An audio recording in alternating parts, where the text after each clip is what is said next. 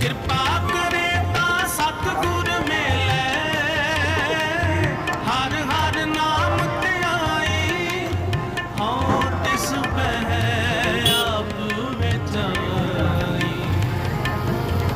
ਹਉ ਤਿਸ ਬਹਿ ਆਪ ਵਿਚਾਈ। ਕੋਈ ਆਣ ਮਿਲਾਵੇ ਮੇਰਾ ਪ੍ਰੀਤਮ ਪਿਆਰਾ, ਕੋਈ ਆਣ ਮਿਲਾਵੇ ਮੇਰਾ ਪ੍ਰੀਤਮ ਪਿਆਰਾ।